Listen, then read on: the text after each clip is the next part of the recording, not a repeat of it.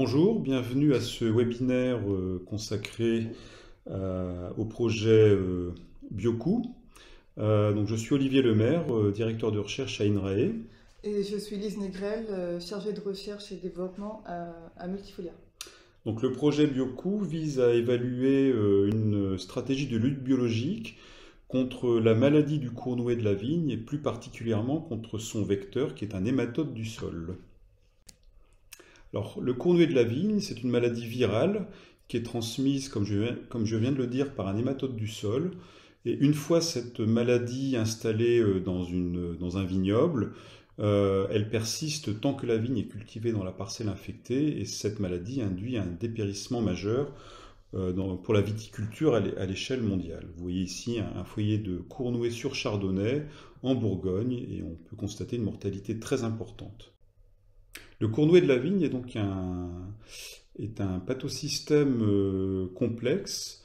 L'agent causal est un virus, le Grapevine Fan Leaf Virus, qui est transmis par un nématode du sol qui s'appelle Xiphinema index, qui une fois que le virus est transmis à la vigne, il induit une symptomatologie, un ensemble de symptômes qui aboutissent à un dépérissement qui résulte effectivement de cette interaction tripartite.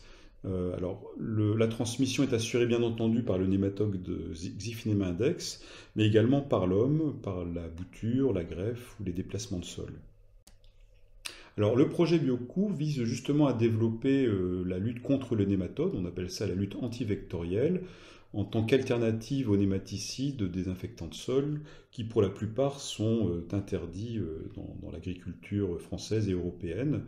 Et donc ce projet vise à évaluer l'effet antagoniste de plantes vis-à-vis du vecteur Xiphinema index et à caractériser des molécules bionématicides chez ces espèces végétales qui font partie essentiellement de la famille des Fabacées. Alors justement, on a montré, des résultats précédents ont montré que certaines plantes couvre-sol, notamment de la famille des Fabacées, comme on peut le voir ici, diminuaient très significativement la quantité de nématodes présents initialement dans le sol, avec des réductions pouvant aller jusqu'à 30% au bout de 4 mois en conditions contrôlées. Alors, une fois ces résultats acquis, on a voulu vérifier si ces espèces candidates étaient adaptées au sol viticole.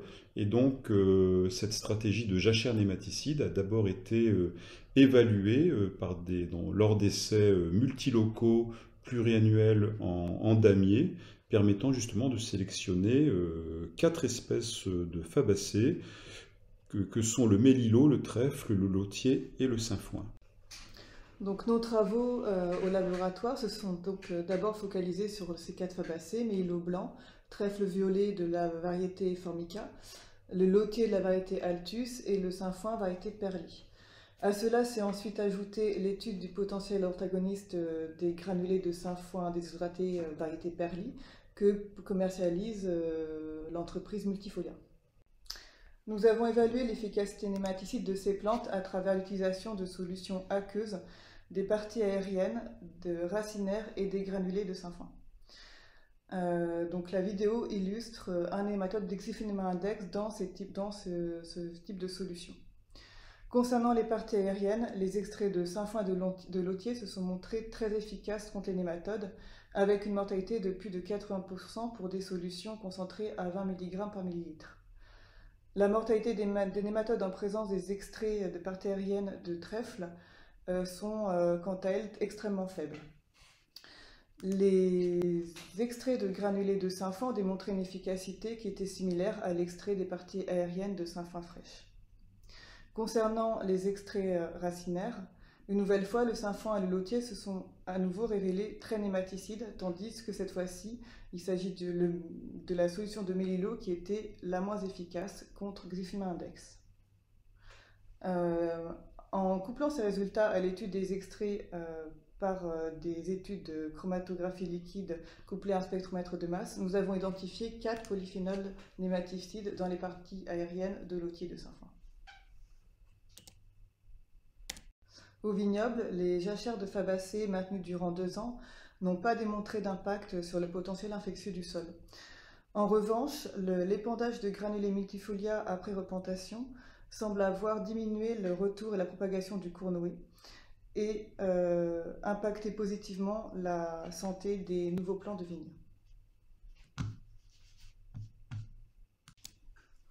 Alors, en ce qui concerne la contribution aux enjeux d'éco-phyto, il est clair que les jachères utilisées en interculture pourraient réduire significativement le potentiel infectieux d'un sol sur un pas de temps d'environ 2 à 3 ans, bien entendu optimisé avec l'utilisation de granulés de sainfoin.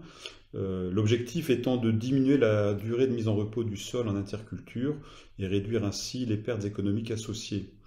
En outre, ces espèces végétales contribuent à restaurer la biodiversité au vignoble et favorisent les pollinisateurs. Enfin, ces jachères constituées de fabacées contribuent également à une fertilisation azotée organique qui limite de fait l'apport d'azote minéral. Donc le projet BioCou, qui est un projet de lutte biologique contre les nématodes vecteurs du virus du cournoyer, répond ainsi aux attentes de la profession viticole dans sa transition agroécologique.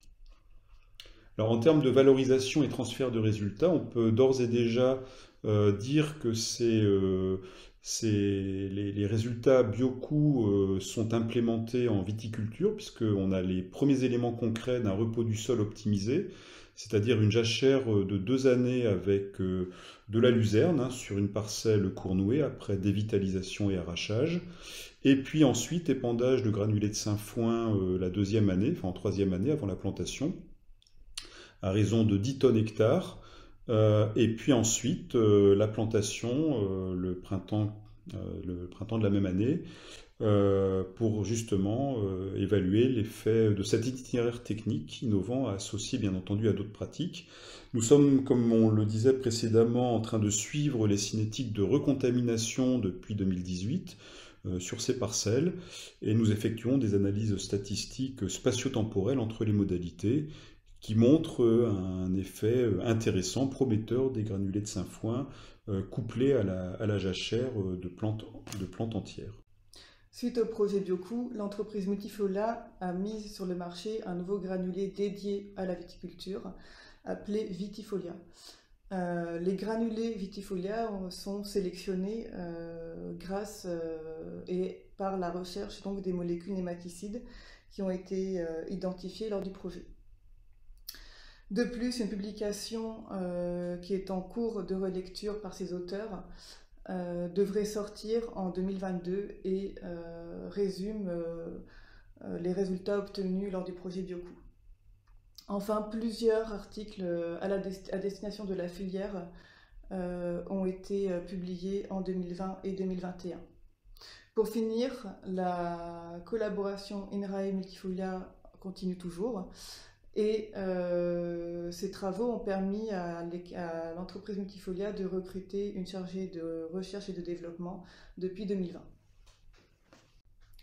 De nombreuses questions restent cependant encore sans réponse, notamment les doses limites de granulés respectées au vignoble, les relations moléculaires synergiques qui sont impliquées dans l'efficacité nématicide, mais également l'impact du terroir, des variétés et pédoclimatique sur l'efficacité des granulés.